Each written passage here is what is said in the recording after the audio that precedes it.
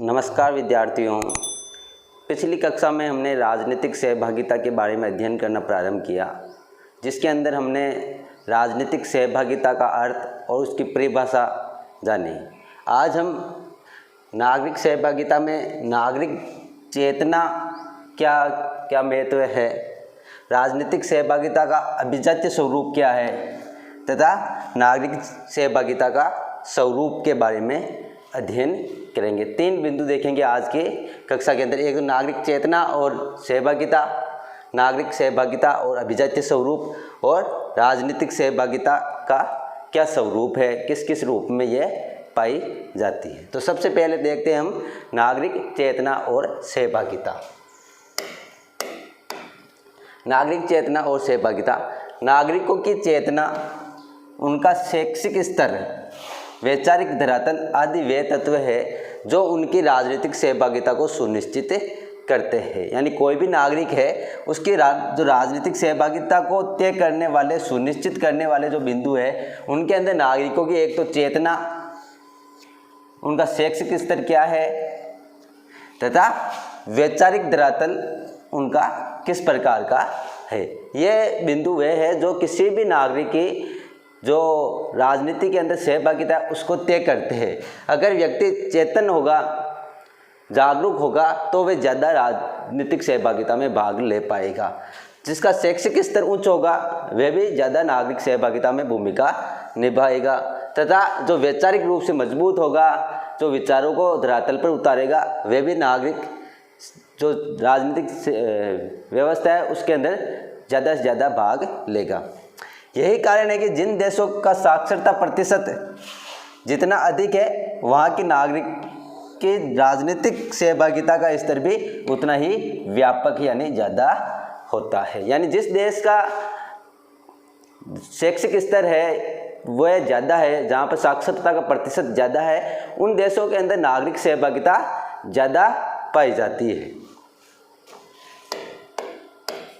यूरोपीय देशों की तुलना में एशियाई अफ्रीकी देशों में शिक्षा साक्षरता का न्यून दर है।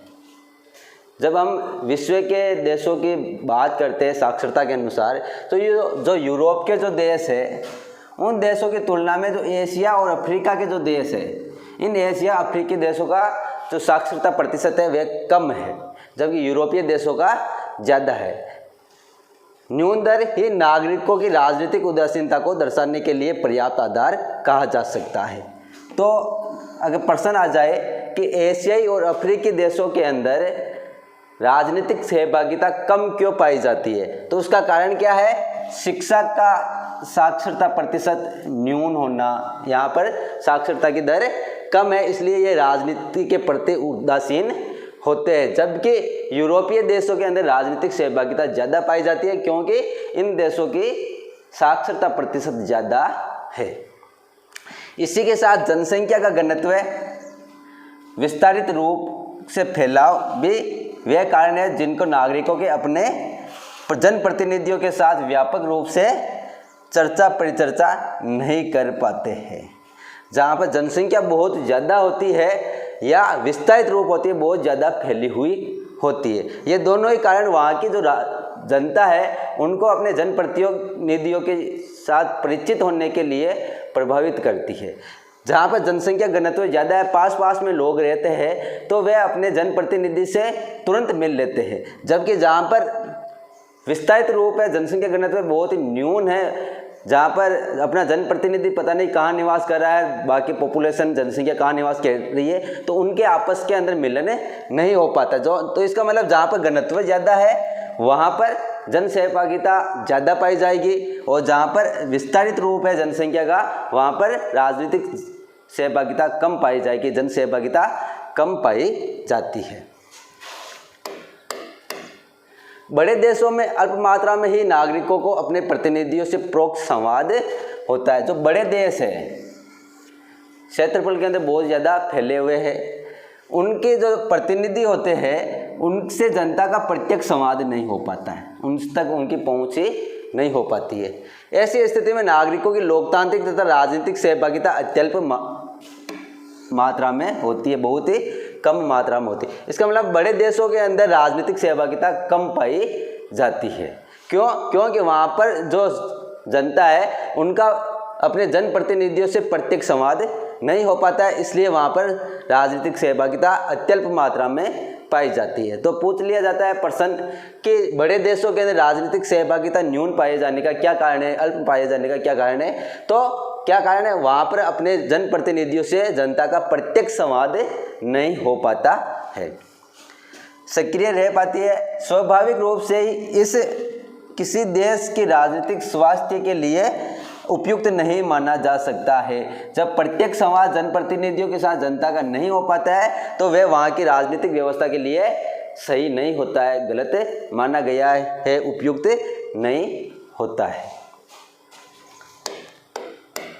राजनीतिक सहभागिता का अभिजात्य स्वरूप, जो अभिजात्य वर्ग है, उच्च वर्ग है, उनका राजनीतिक सहभागिता के अंदर क्या स्वरूप है? तो लोकतांत्रिक प्रक्रिया में नागरिकों की प्रभावी और सक्रिय सहभागिता प्रथम और अनिवार्य शर्त है। कोई भी लोकतांत्रिक राजनीतिक व्यवस्था है किसी देश के अंदर, तो उस देश के अंदर नागरिकों की प्रभावी और सक्रिय सहभागिता होना अनिवार्य है। ये उसकी प्रथम अनिवार्य शर्त है, लेकिन व्यवहारिक धरातल में ये शर्त कहीं नहीं टिकती है। जबकि हकीकत के अंदर हम जब देखते हैं तो जो जनता की जो सहभागिता होती है राजनीतिक व्यवस्था के अंदर दूर दूर तक नहीं होती है। सिर्फ एक ऐसा वर्ग बन जाता है जो राजनीतिक व्यवस्था को चलाता है, उसको कहा जाता है अभिजातीय वर्ग। प्रसिद्ध राजनीतिक चिंतक जोसेफ शुपिटर का कहना है कि शासन चलाने और सार्वजनिक नीतियां बनाना व्यावसायिक राजनीतिज्ञों का काम है। कोई भी शासन चलाने का जो कार्य है और सार्वजनिक जो नीतियां बनाने का जो काम है वे व्यावसायिक, यानी जिन्होंने अपना धंधा या कार्य ये राजनीति को बना लिया है, व्यावसायिक राजनीतिकों का काम है। सामान्य नागरिक की भूमिका चुनाव द्वारा अपनी पसंद के राजनीतिक दलों के माध्यम से अपने प्रतिनिधियों को चुनने तक सीमित है। जो आम नागरिक होते हैं उन आम नागरिक को सिर्फ अपना चुनाव के अंदर अपना वोट देकर अपने प्रतिनिधियों को चुनने तक का सहभागिता सीमित हो गई है उनकी। स्पष्ट रूप से यह प्रक्रिया नागरिकों को नैपथ्य का मतलब है पर्दे के पीछे में धकेल देती है और शासन सत्ता या विपक्ष में केवल चुनिंदा राजनीति के ही होते हैं। तो जोसेफ शुपिटर कहते हैं कि वर्तमान के अंदर जो शासन चलाने की व्यवस्था है उसके अंदर जो शासन चलाने और सार्वजनिक नीतियां बनाने का काम जो व्यावसायिक राजनीति है उन्होंने कर दिया। आम जनता है उनको सिर्फ काम क्या रहा है, चुनाव के अंदर वोट देकर जनप्रतिनिधियों को चुनाव करना, और ये जो प्रक्रिया है वह जनता को पीछे धकेल देती है, जिसके कारण ये शासन सत्ता और विपक्ष में केवल चुनिंदा राजनीति के रह जाते हैं। जनप्रतिनिधित्व करने वाले राजनीतिज्ञ अथवा राजनीतिक दलों की सक्रिय तथा अग्रिम पंक्ति के व्यावसायिक राजनेता भी आर्थिक, अब इसके अंदर जो व्यावसायिक राजनेता कौन बनते हैं? जो आर्थिक रूप से सक्षम होते हैं या वैज्ञानिक तकनीकी पेचीदगियों के नीति निर्माण में भी केवल सतही कार्य कर पाते हैं। वास्तविक सक्रियता और सत्ता की भागीदारी, हकीकत में सत्ता के कार्य कौन चलाते हैं? जो ब्यूरोक्रेट होते हैं और जो टेक्नोक्रेट होते हैं। ये ब्यूरोक्रेट और टेक्नोक्रेट की होती है। ये दो वर्ग ऐसे हैं जो हकीकत के अंदर पूरे देश के अंदर शासन व्यवस्था का संचालन करवाते हैं।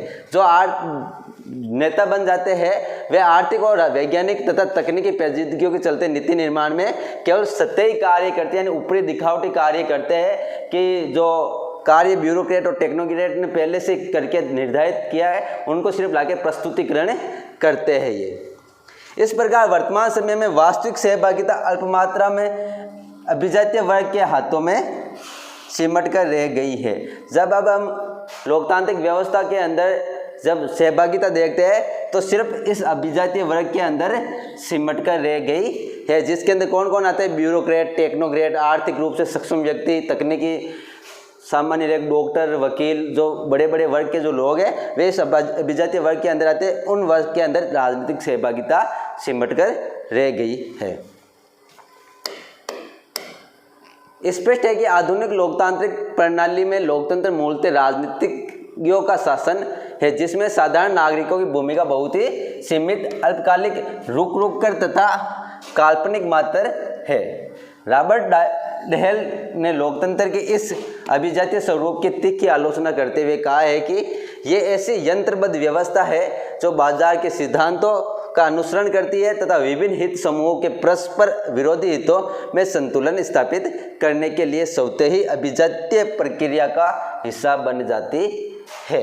तो कुल मिलाकर वर्तमान की जो लोकतांत्रिक व्यवस्था है उसके अंदर जो राजनीतिक सहभागिता का जो स्वरूप है वह जन सामान्य लोगों के लिए बहुत ही सीमित हो गया है और ये जो जन सहभागिता है वह अभिजातीय वर्ग के अंदर सिमट कर रह गई है। तो ये राजनीतिक सहभागिता का जो अभिजातीय वर्ग का स्वरूप था तो उसका मानना यह है कि जो राजनीतिक सहभागिता है वो सिर्फ अभिजातीय वर्ग के अंदर, उच्च वर्ग के लोगों के अंदर ही रह गई है, वही राजनीतिक व्यवस्था का संचालन में सहयोग प्रदान कर रहे हैं। इस प्रक्रिया में संपूर्ण समाज शासन पर नियंत्रण करने के लिए दो या कुछ अधिक समूहों में विभक्त होकर स्वनिर्मित अभिजातीय समूहों का अनुगामी हो जाता है। इस प्रकार ऐसी लोकतांत्रिक व्यवस्था में नागरिकों की सहभागिता का स्तर अत्यंत न्यून होता है जो किसी भी लोकतांत्रिक व्यवस्था के लिए शुभ नहीं माना जा सकता है। और ऐसा भी माना जाता है कि जब अभिजातीय वर्ग बहुत ही छोटा हो जाएगा धीरे धीरे तो क्रांति भी हो जाएगी और यह व्यवस्था है लोकतांत्रिक व्यवस्था के लिए शुभ नहीं है क्योंकि इससे एक दिन यह व्यवस्था समाप्त हो जाएगी। अब राजनीतिक सहभागिता का जो स्वरूप है वो किस रूप में देखा जाता है तो राजनीतिक सहभागिता ऐसी गतिविधि है जिसके अंतर्गत कोई व्यक्ति सार्वजनिक नीतियों और निर्णयों के निर्माण, निर्धारण और उनके क्रियान्वयन की प्रक्रिया में सक्रिय रूप से भाग लेता है। तो कोई भी राजनीतिक व्यवस्था है उस राजनीतिक व्यवस्था में जो सार्वजनिक नीतियाँ और निर्णय लिए जाते हैं उनके निर्माण, उनके निर्धारण और उनके क्रियान्वयन की प्रक्रिया में सक्रिय रूप से भाग लेना ही राजनीतिक सहभागिता कहलाता है। व्यापक अर्थ में यहाँ लोकतांत्रिक राजनीतिक प्रणाली के अंतर्गत किसी भी राजनीतिज्ञ, सरकारी अधिकारी या साधारण नागरिकों की गतिविधि हो सकती है। तो राजनीतिक सहभागिता का मतलब इतना ही है कि राजनीतिक व्यवस्था के तहत बनने वाले नियम कानूनों का क्रियान्वयन, निर्माण और उनके लागू करने में सहयोग प्रदान करना या उनमें हिस्सा लेना। सहभागिता मूलक लोकतंत्र मूलतः लोकतंत्रीय प्रक्रिया में साधारण नागरिकों की सहभागिता पर बल देता है। लोकतंत्र में राजनीतिक सहभागिता के अनेक मानदंड अपनाए जाते हैं। अधिकांश अध्ययनों के अंतर्गत मतदान में भाग लेने वाले नागरिकों की प्रतिशत मात्रा को ही राजनीतिक सहभागिता का सूचक मान लिया जाता है। अब राजनीतिक सहभागिता का जब मापदंड तय किया जाता है सिर्फ इस आधार पर कर लिया जाता है कि चुनाव के अंदर कितने लोगों ने भाग लिया, कितने व्यक्तियों ने वोट डाला, जितने प्रतिशत वोट पड़े उतना ही राजनीतिक सहभागिता निर्धारित मान ली जाती है। कहीं कहीं राजनीतिक दलों के प्रचार अभियान में हिस्सा लेने वाले नागरिकों की प्रतिशत मात्रा पर भी विचार कर लिया जाता है। कुछ देश ऐसे भी है जहाँ पर जब चुनाव के समय राजनेताओं व जनप्रतिनिधियों द्वारा प्रचार किया जाता है तो उनके प्रचार के अंदर कितने लोग शामिल हो रहे हैं, उनकी रैलियों में कितने लोग शामिल हो रहे हैं, उनको भी इसका हिस्सा माना जाता है। राजनीतिक सहभागिता में लोगों की कितनी भूमिका है। तो राजनीतिक सहभागिता के जब हम स्वरूपों की बात करते हैं तो दो स्वरूप सामने आते हैं। उन दो स्वरूपों के अंदर पहला है सामुदायिक गतिविधियों के रूप में राजनीतिक सहभागिता। तो सामुदायिक गतिविधियों के अंतर्गत समुदाय के सदस्य किसी सामूहिक उद्देश्य की पूर्ति के लिए जैसे कि स्वच्छता, सुरक्षा इत्यादि की व्यवस्था के लिए एक दूसरे के साथ मिलजुल कर कार्य करते हैं। इसके अलावा जब कोई नागरिक किसी व्यक्तिगत अथवा सार्वजनिक मामले के सुलझाने के लिए अपने राजनीतिक प्रतिनिधियों पर संपर्क करता है तो वे सामुदायिक गतिविधियों के अंदर राजनीतिक सहभागिता मानी जाती है। तो कहने मतलब पूरे समूह के रूप में किसी कार्य को करने के लिए जब कोई कार्य किया जाता है, राजनीति में हिस्सा लिया जाता है तो उसको सामुदायिक राजनीतिक सहभागिता कहलाएगी। जैसे कि आया स्वच्छता को लेकर एक बड़ा सा आंदोलन हो तो वह सामुदायिक गतिविधि के अंदर आएगा। सुरक्षा को लेकर जनप्रतिनिधियों पर दबाव डाला जाए समूह के रूप में तो वह एक तरह के सामुदायिक गतिविधि है राजनीतिक सहभागिता की। जब कोई नागरिक जुलूस, अब सामुदायिक गतिविधियों के कौन कौन से रूप हो सकते हैं? जल्द से जुलूस, विरोध प्रदर्शन, हड़ताल, धरने, बहिष्कार की गतिविधियों में हिस्सा लेता है तो वह सामुदायिक सहभागिता कहलाएगी। तो इस कार्यवाही को भी राजनीतिक सहभागिता के अभिव्यक्त मान लिया जाता है। नागरिक सहभागिता का मुख्य कसौटी यह है कि वे इस गतिविधि के बल पर कोई भी नागरिक सार्वजनिक नीति और निर्णयों में कहाँ तक प्रभावित कर पाता है। तो कहना मतलब एक समूह के अंदर कोई भी इस प्रकार का कार्य करना जो राजनीतिक नीतियों को, राजनीतिक व्यवस्था के क्रियान्वयन को प्रभावित करे, तो वे एक सामुदायिक राजनीतिक सहभागिता का स्वरूप कहलाता है। दूसरा है सरकार और नागरिकों के बीच सक्रिय परस्पर क्रिया। सरकार और जनता के बीच में जो परस्पर क्रिया हो रही है वह एक राजनीतिक सहभागिता का स्वरूप है।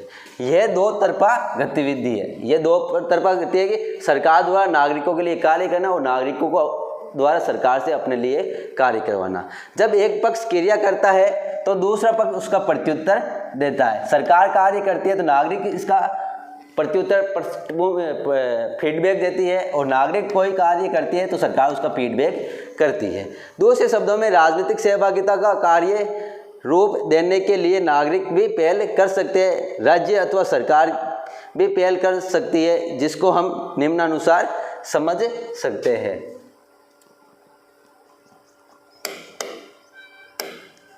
तो अब राजनीतिक सहभागिता के प्रमुख उपकरण आएंगे कि किस किस रूप से नागरिक जन सहभागिता के अंदर भाग ले सकते हैं। इन राजनीतिक सहभागिता के जो विभिन्न अभिकरण हैं इनके बारे में हम अगली कक्षा में अध्ययन करेंगे। आज की कक्षा में इतना ही। नमस्कार।